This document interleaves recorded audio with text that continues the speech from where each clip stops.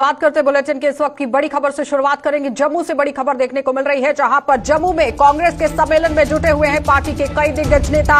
राहुल गांधी के बाद गुलाम नबी आजाद भी जम्मू पहुंचे हैं और पार्टी पदाधिकारियों को जीत का मंत्र दे रही है कांग्रेस आला कमान। और लगातार आप देखिए कांग्रेस पार्टी की तरफ से किस तरह से जम्मू कश्मीर के अंदर कवायद तेज कर दी गई है। विधानसभा चुनावों को मद्देनजर रखते हुए अब कांग्रेस पार्टी अपनी पैठ बनाती हुई नजर आ रही है। सबसे पहले कश्मीर का दौरा किया गया और अब 9 तारीख से ही लगातार कांग्रेस पार्टी के आला कमान पूरी तरह से जम्मू के अंदर है। राहुल गांधी कल से ही जम्मू के दौरे पर 2 दिवसीय दौरे को लेकर पहुंचे हुए हैं। कल माता वैष्णो देवी जाते हैं, वहां पर दर्शन होते हैं और उसके बाद आज जम्मू पहुंचे और उसके बाद यहां पर लोगों से भी रूबरू होंगे। और साथ ही साथ जम्मू में कांग्रेस के सम्मेलन में पार्टी के कई दिग्गज नेता जुटते हुए नजर आ रहे हैं। राहुल गांधी के बाद गुलाम नबी आजाद भी जम्मू पहुंच चुके हैं और साफ तस्वीरें आपको दिखा रहे हैं किस तरह से आज यहां पर एक बड़ा जलसा जो है वो रखा गया है, जिसमें पार्टी पदाधिकारियों को जीत का मंत्र दे रही है कांग्रेस आला कमान। और पूरी तरह से कैसे जीत यहां पर हासिल करनी है उसको लेकर मंथन भी किया गया है। पार्टी के कई दिग्गज नेता भी यहां पर मौजूद हैं। राहुल गांधी यहां पर मौजूद हैं, गुलाम नबी आजाद पहुंच चुके हैं और साथ ही साथ भारी तादाद में कार्यकर्ता भी मौजूद हैं। और मुख्य तरीके से अगर बात की जाए तो राहुल गांधी 2 दिवसीय दौरे पर जम्मू के अंदर पहुंचे हुए हैं, जिसमें अब किन किन मुद्दों को लेकर बातचीत होगी ये देखने वाली बात है कि आखिर कांग्रेस पार्टी आने वाले समय में किस तरह से अपना घोषणा पत्र जो है वो जारी करेगी, ये भी देखने वाली बात है। क्योंकि 2022 के चुनावों को मद्देनजर रखते हुए कहीं ना कहीं अब कांग्रेस पार्टी अपनी पूरी तरह से कवायद जो है वो तेज करती हुई नजर आ रही है। और जम्मू के अंदर कांग्रेस पार्टी की तरफ से जिस तरह से यहां सम्मेलनों का आयोजन पहले किया गया था, महंगाई के मुद्दे को सबसे बड़ा मुद्दा बनाया गया, लेकिन अगर राहुल गांधी की बात की जाए तो उन्होंने साफ तरीके से यह कह दिया है कि युवाओं को साथ जोड़ने का काम किया जाएगा, युवाओं को आगे लेकर आने की एक कोशिश जो है वो करने की कवायद यहां पर चलाई जाएगी। साफ तस्वीरों में आप देखिए किस तरह से कांग्रेस पार्टी के सब नेता यहां पर मौजूद हैं। सांसद राहुल गांधी यहां पर मौजूद हैं, उनके साथ ही जम्मू में कांग्रेस के जितने भी सम्मेलन हो रहे हैं उसमें अब आप देखिए दिग्गज नेता किस तरह से जुटते हुए नजर आ रहे हैं। राहुल गांधी के बाद गुलाम नबी आजाद भी जम्मू के दौरे पर पहुंचे हुए हैं और साथ ही साथ पार्टी पदाधिकारियों को भी यहां जीत का मंत्र दे रही है कांग्रेस आला अधिकारी। और पूरी तरह से आप देखिए किस तरह से अब ये कार्यक्रम का आयोजन यहां पर किया गया है। हमारे ब्यूरो चीफ विनोद कुमार हमारे साथ जुड़ चुके हैं। विनोद जी, जिस तरह से कल से ही देखा गया है कि सांसद राहुल गांधी जम्मू के दौरे पर पहुंचे हुए हैं, लेकिन आज जिस तरह से भारी तादाद में लोग भी जमा हुए हैं, कार्यकर्ता भी जमा हुए हैं, क्या लगता है कि आने वाले समय में किस तरह से कांग्रेस काम करेगी? लेकिन अगर घोषणाओं की बात करें तो क्या कुछ बड़ी घोषणाएं आज देखने को मिल सकती हैं?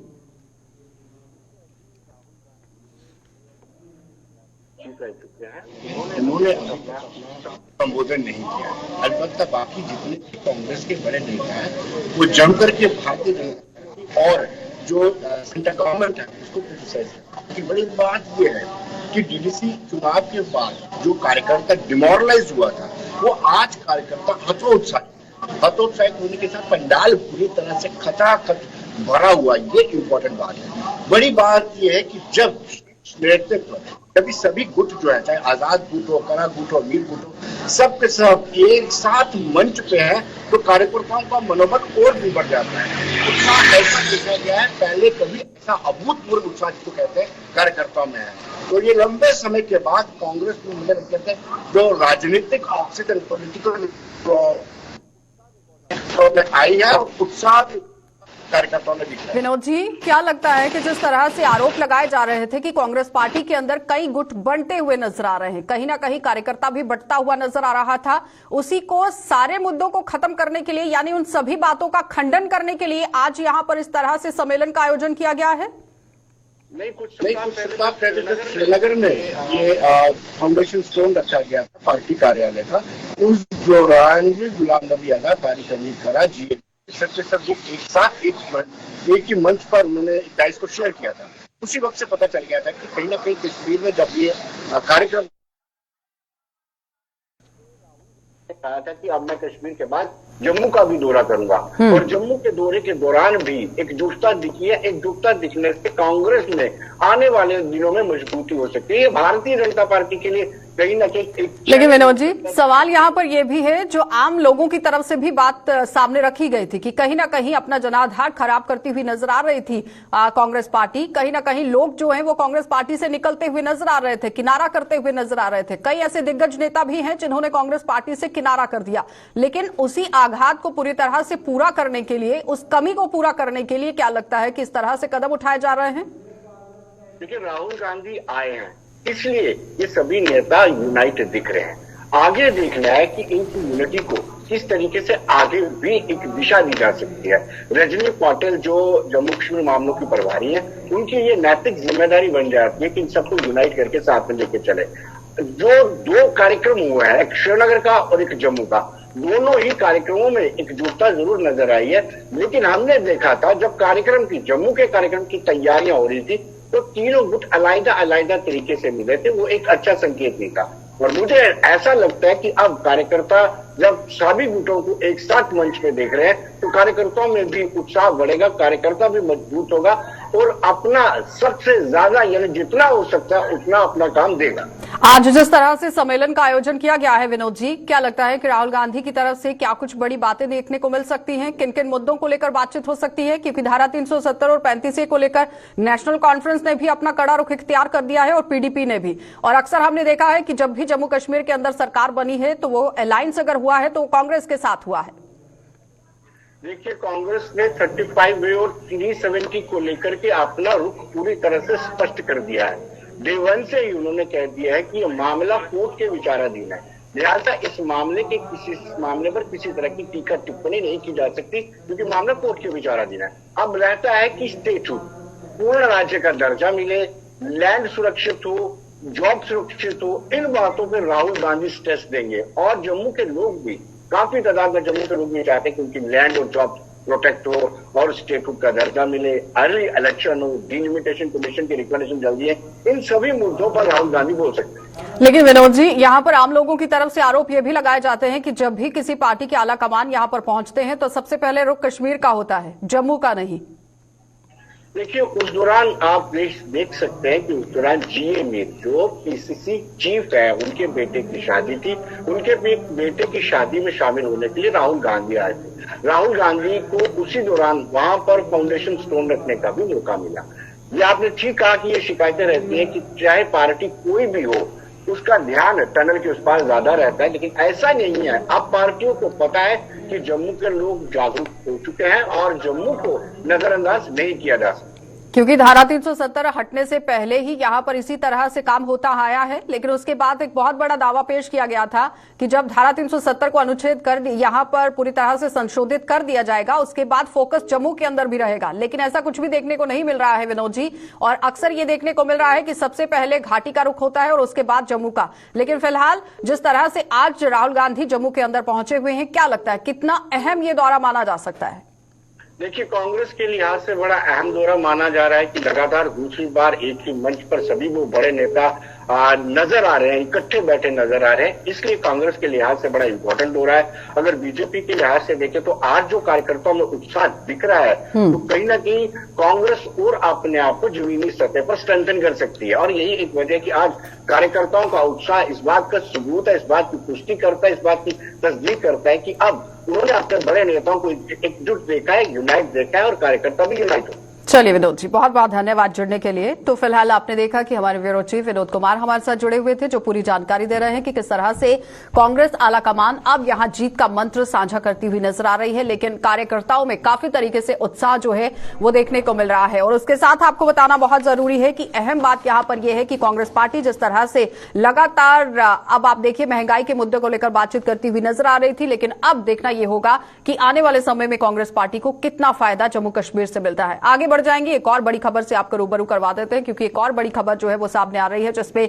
लगातार आप देखिए कि जम्मू संभाग में पब्लिक ट्रांसपोर्ट के पहिए थम गए हैं और टीएस वजीर की हत्या का ट्रांसपोर्टरों में काफी रोष देखा जा रहा है।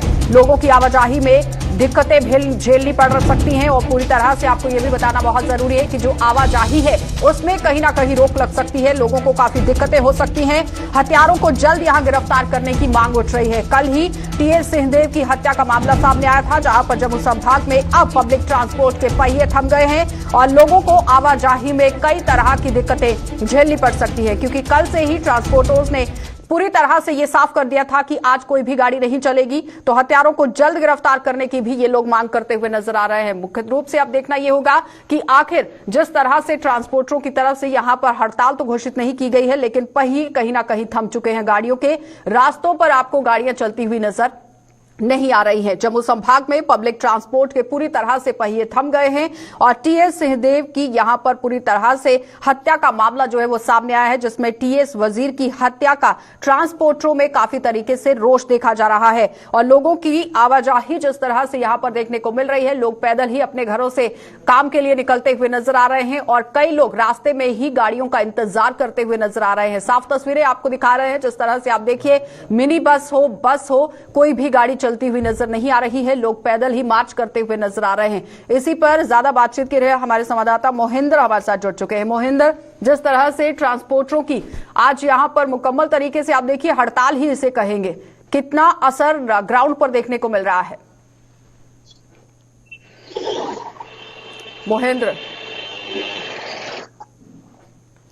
मोहिंद्र, मुझे सुन पा रहे हैं आप? फिलहाल हमारी आवाज मोहिंद्र तक नहीं पहुंच रही है, लेकिन एक बार फिर से संपर्क जरूर करेंगे, क्योंकि मोहिंद्र से खबर पर जानकारी जानना बहुत जरूरी है, क्योंकि अहम खबर है। और आज यहां ट्रांसपोर्टरों के पहिए पूरी तरह से थमते हुए नजर आ रहे हैं। टीएस वजीर की हत्या का ट्रांसपोर्टरों में काफी रोष देखा गया है और लोगों को आवाजाही में भी दिक्कतें झेलनी पड़ रही हैं। साफ तस्वीरें आपको दिखा रहे हैं कि किस तरह से लोग जो है वो अपनी गाड़ियों का इंतजार करते हुए नजर आ रहे हैं। लेकिन कहीं ना कहीं अब ये मांग उठती हुई नजर आ रही है कि जिन लोगों ने इस हत्या को अंजाम दिया है उनकी जल्द से जल्द गिरफ्तारी की जाए। लेकिन पूरा मामला क्या है, इस पर फिलहाल अभी संशय ही बना हुआ है। लेकिन मुकम्मल तरीके से आप देखिए कि ट्रांसपोर्ट के पूरी तरह से पहिए जो हैं वो थम चुके हैं। जम्मू संभाग में ये पूरी तरह से हड़ताल जो है वो देखने को मिल रही है। टीएस वजीर की हत्या का मामला यहां पर सामने आया था, जहां पर अब आप देखिए ट्रांसपोर्टरों में किस तरह से एक रोष जो है वो बनता हुआ नजर आ रहा है और उन्होंने पूरी तरह से मांग करती है कि जल्द से जल्द हत्यारों की यहां गिरफ्तारी होनी चाहिए, इनके खिलाफ कार्रवाई होनी चाहिए। कार्रवाई के सुर कहीं ना कहीं ट्रांसपोर्टरों की तरफ से उठते हुए नजर आ रहे हैं। अब देखना यह होगा कि जम्मू कश्मीर पुलिस इस पर कितना काम करती है, क्योंकि दिल्ली पुलिस अपना काम कर चुकी है और दिल्ली पुलिस ने इन्वेस्टिगेट में क्या कुछ सामने रखा है, ये तथ्य जानना भी बहुत जरूरी है। लेकिन जम्मू संभाग की अगर बात करें तो जम्मू संभाग में पूरी तरह से ट्रांसपोर्ट के पहिए थम गए हैं। लोग ऑटोज का यहां सहारा ले रहे हैं, लेकिन उसके बावजूद भी आप देखिए किस तरह से यहां पर ट्रांसपोर्टर्स अब हड़ताल पर जाते हुए नजर आ रहे हैं। आगे बढ़ जाएंगे, अब आपको सांबा लिए चलेंगे, क्योंकि सांबा से भी कोरोना की तीसरी लहर को मद्देनजर रखते हुए जानकारी जुटाना बहुत जरूरी है। इस वक्त की बड़ी अपडेट जिला सांबा से। जम्मू में यहां पूरी तरह आप देखिए कैसे सूरत हाल बनते हुए नजर आ रहे हैं। कोरोना की तीसरी लहर से निपटने के लिए सांबा में तैयारियां तेज हो गई हैं और जिले में 2 से बढ़कर अब 6 हुई है ऑक्सीजन जनरेशन प्लांट की संख्या। रामगढ़ और घगवाल में भी कई तरह के ऑक्सीजन जनरेशन प्लांट लगाए जा रहे हैं और जिला अस्पताल में दूसरा प्लांट यहां जल्द शुरू होगा। कहने का तात्पर्य यह है कि पूरी तरह से प्रशासन जो है वो कमर कसता हुआ नजर आ रहा है कि अगर तीसरी लहर यहां पर दस्तक देती है तो किस तरह से प्रशासन काम करेगा, ये देखने वाली बात है। और तीसरी लहर से पहले ही सांबा प्रशासन ने कमर कस ली है। जिले में 2 से बढ़कर अब 6 ऑक्सीजन जनरेशन प्लांट की संख्या हो चुकी है। रामगढ़ और घगवाल में ये ऑक्सीजन जनरेशन प्लांट लगाए जा रहे हैं कि अगर ज्यादातर मरीज अस्पताल के अंदर पहुंचते हैं तो उन्हें ऑक्सीजन फराहम कराई जा सके, क्योंकि इससे पहले भी आरोप ये लगते हुए हैं कि किस तरह से अस्पताल के अंदर सुविधाएं दी जा रही हैं। तो उसी सारी बातों का खंडन करते हुए अब प्रशासन कहीं ना कहीं हरकत में आया है कि दूसरी लहर के दौरान जिस तरह ऑक्सीजन की कमी देखी गई थी हर एक अस्पताल के अंदर, और लोगों की तरफ से भी ये आरोप बार बार सामने आ रहे थे कि ऑक्सीजन की कमी की वजह से काफी परेशानियां मरीजों को झेलनी पड़ रही हैं, ऐसा तीसरी लहर में ना देखना पड़े, उसी को मद्देनजर रखते हुए अब सांबा प्रशासन कहीं ना कहीं हरकत में आता हुआ नजर आ रहा है, कमर कसता हुआ नजर आ रहा है, क्योंकि कोरोना की तीसरी लहर से निपटने के लिए सांबा प्रशासन ने पूरी तरह से तैयारियां कर ली हैं और जिले में 2 से बढ़ाकर अब 6 ऑक्सीजन जनरेशन प्लांट यहां पर हो चुके हैं। यानी पहले जहां पर सिर्फ 2 ऑक्सीजन प्लांट लगाए गए थे, अब उनकी संख्या को बढ़ाकर 6 कर दिया गया है। तो जाहिर तरीके से आने वाले समय में मरीजों को काफी इसका फायदा होगा। और जो ये प्लांट लगाए गए हैं वो रामगढ़ और घगवाल में लगाए गए हैं और उसके अंदर भी आप देखिए ऑक्सीजन जनरेशन प्लांट की संख्या किस तरह से बढ़ाने की कवायद जो है वो जिला प्रशासन की तरफ से शुरू कर दी गई है। चलिए सबसे पहले आपको बता देते हैं कि डीसी अनुराधा गुप्ता क्या कुछ कह रही हैं, वो आपको दिखा देते हैं। ऑक्सीजन प्लांट्स आपको मालूम है कि ऑलरेडी सांबा जिला में भी काफ़ी, जैसे बाकी पूरे कंट्री में ही काफ़ी सारे ऑक्सीजन जनरेशन प्लांट्स बनाए गए हैं, उसी प्रकार सांबा में भी हैं। एक तो सेकेंड वेव के दौरान ही आपको मालूम है फंक्शनल हो गया था और बहुत राइट टाइम पे, और हम सांबा में बहुत जल्दी वो बन गया था। उसके अलावा इराक की तरफ से और डीआरडीओ की तरफ से भी ऑक्सीजन जनरेशन प्लांट्स लग रहे हैं। 2 प्लांट्स हमारे, एक रामगढ़ में और एक घगवाल में, वो फिनिशिंग स्टेजेस पे हैं और एक और प्लांट हमारा यहाँ पे डिस्ट्रिक्ट हॉस्पिटल सांबा में ही लग रहा है, उसकी भी काफ़ी अच्छी स्टेज पे वो है प्रोग्रेस उसकी। तो मुझे लगता है कि हम काफ़ी इक्विप्ड हैं थर्ड वेव के लिए। लेकिन इन सब के बीच में एक बात ज़रूर कहना चाहूँगी कि सबसे ज़्यादा ज़रूरी होता है कि लोगों में ये अंडरस्टैंडिंग होना, ये अवेयरनेस होना कि उन्होंने अपने आप को कैसे बचाना है। चलिए, तो फिलहाल आपने देखा कि किस तरह से प्रशासन ने यहां पर कमर कस ली है। ज्यादा बातचीत के लिए ऋषि खजूरिया हमारे संवाददाता हमारे साथ जुड़ चुके हैं। ऋषि, जिस तरह से पहले सिर्फ 2 यहां ऑक्सीजन प्लांट थे लेकिन उन्हें बढ़ाकर 6 कर दिया गया है। पहले जिस तरह से मरीजों की तरफ से आरोप लगते आए हैं कि ज्यादातर ऑक्सीजन की कमी की वजह से उन्हें जूझना पड़ रहा है, परेशानियां झेलनी पड़ रही हैं, लेकिन अब कहीं ना कहीं प्रशासन जो है वो हरकत में आता हुआ नजर आ रहा है। फायदा होगा कितना? देखिए आशा, बिल्कुल आपको बता दें कि जिस तरह से जिला प्रशासन सांबा ने ये ऐलान कर दिया कि वो पूरी तरह से तैयार है अगर तीसरी लहर यहां पर दस्तक देती है। आपको याद होगा कि दूसरी लहर जब दस्तक दे रही थी तो लगातार यहां पर एक दिक्कत, एक परेशानी बढ़ती जा रही थी कि किस तरह से पेशेंट को यहां पर कैटर करना है, अस्पतालों में शिफ्ट करना है और किस तरह से ऑक्सीजन मुहैया करवानी है। जिसके चलते प्रशासन ने जैसे ही देखा कि दूसरी लहर दस्तक दे रही है तो उन्होंने ऑक्सीजन जनरेशन प्लांट का काम यहां पर शुरू कर दिया जिला अस्पताल सांबा में। और उसी के साथ साथ एक प्लांट था जिला बड़ी ब्राह्मणा के ईएसआई हॉस्पिटल में। तो यही 2 ऑक्सीजन जनरेशन प्लांट थे जिनके ऊपर डिपेंड रहकर प्रशासन ने पेशेंट्स को यहां पर इलाज मुहैया करवाया, ऑक्सीजन मुहैया करवाई और कहीं ना कहीं हम इस दिक्कत से काफी ज्यादा पार पाने में कामयाब हुए। लेकिन अब सवाल यह है कि जिस तरह से तीसरी लहर का लगातार जिक्र किया जा रहा है कि वो आ सकती है, उससे पहले प्रशासन ने यह साफ कर दिया है कि वो तीसरी लहर से निपटने के लिए सक्षम है। 3 नए ऑक्सीजन जनरेशन प्लांट जो है वो और लगाए जा रहे हैं, उनका भी फाइनल जो है वो उसको रूप दिया जा रहा है। एक लगाया जा रहा है रामगढ़ के कम्युनिटी हेल्थ सेंटर में और उसी के साथ घगवाल का जो ट्रोमा सेंटर है वहां पर भी लगाया जा रहा है और एक और जनरेशन प्लांट लगाया जा रहा है जिला अस्पताल सांबा में। यानी जिला अस्पताल सांबा की जब हम बात करते हैं तो वहां पर ऑलरेडी एक प्लांट चल रहा है लेकिन दूसरा और यहां पर लगाया गया है और यहां पर बेड की क्षमता जो है वो भी बढ़ा दी गई है। तो तमाम इस तरह की तैयारियां जो है वो प्रशासन ये बताइए कर रहा है। कि क्या अभी भी कोरोना पेशेंट हैं हॉस्पिटल के अंदर वहां पर? देखिए यहाँ पर कोई भी पेशेंट इस समय नहीं है और अब पहले ही इसे डिनोटिफाई कर दिया गया था इस अस्पताल को और बाकी जितने भी दीगर अस्पताल है वहां पर भी कोई पेशेंट नहीं है। अभी भी पूरे जिला में मात्र 5 केस एक्टिव है और ये सारे के सारे होम आइसोलेशन में हैं। लेकिन प्रशासन ने यह साफ तौर पर कहा है कि जब तक हम पूरी तरह से एसओपी का पालन नहीं करेंगे इस कोविड से बचना मुश्किल है।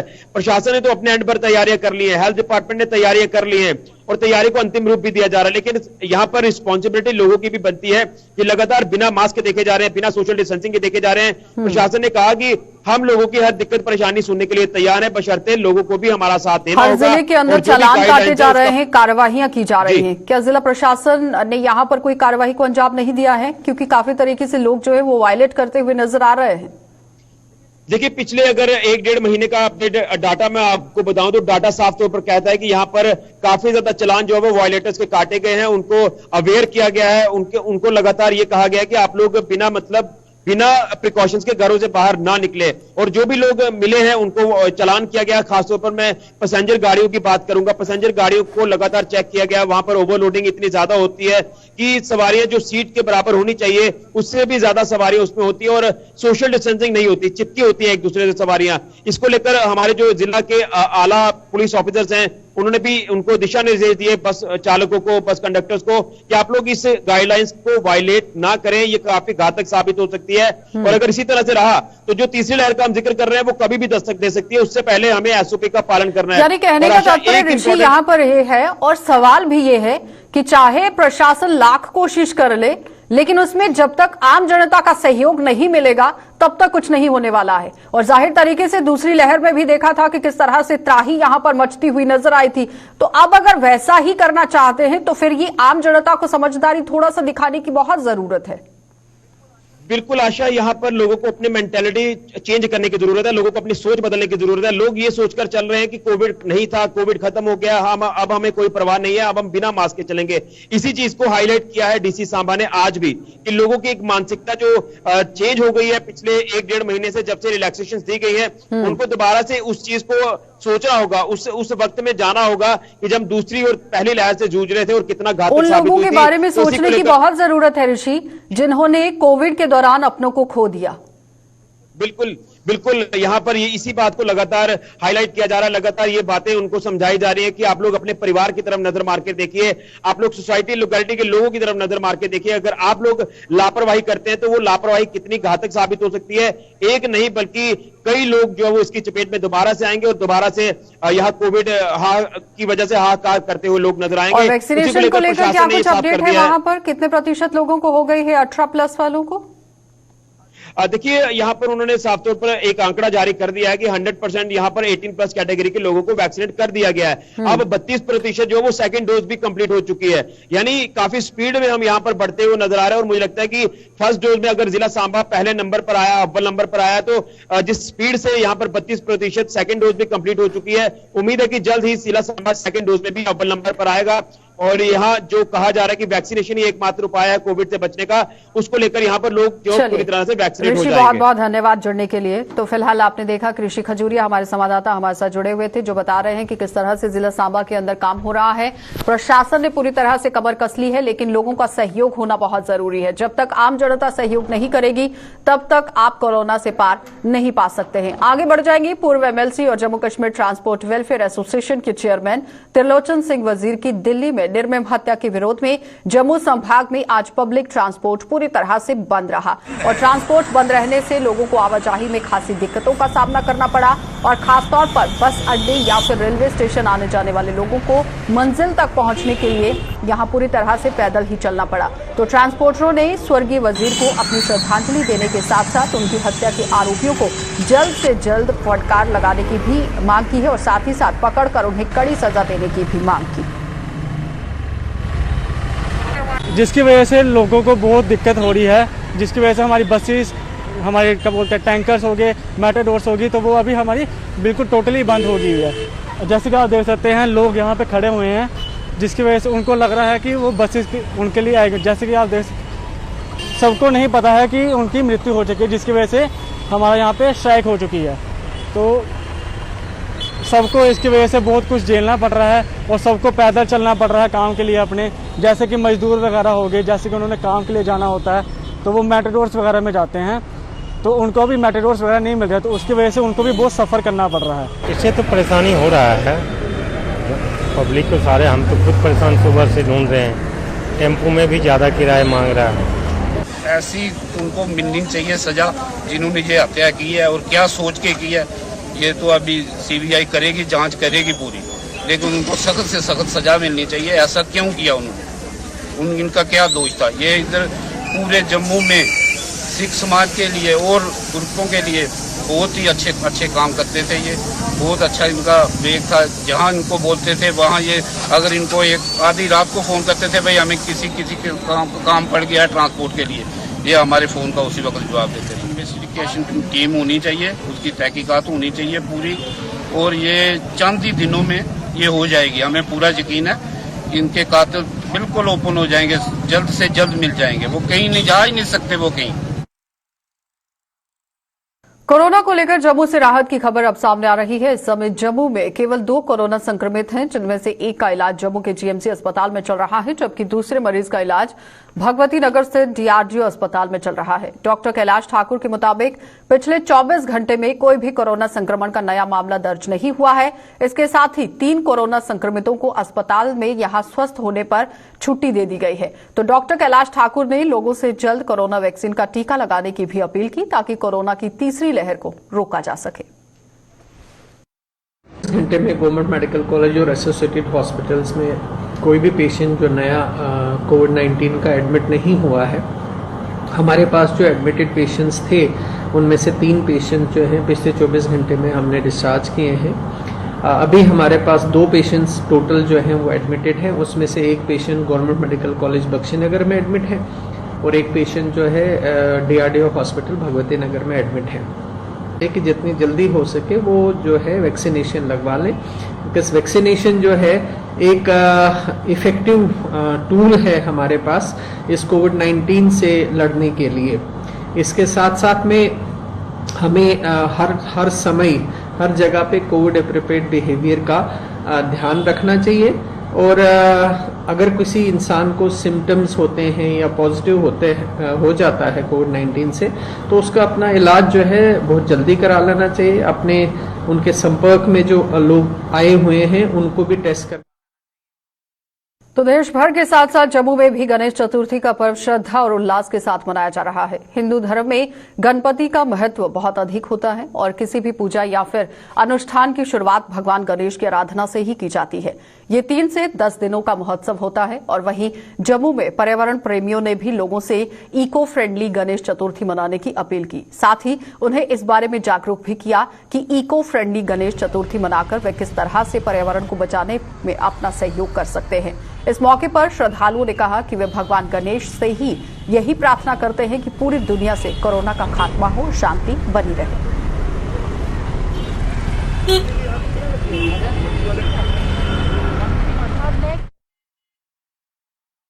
चलिए, बुलेटिन में फिलहाल इतना ही। देश और दुनिया की खबरों के लिए आप बने रहिए गुलिस्तान न्यूज के साथ।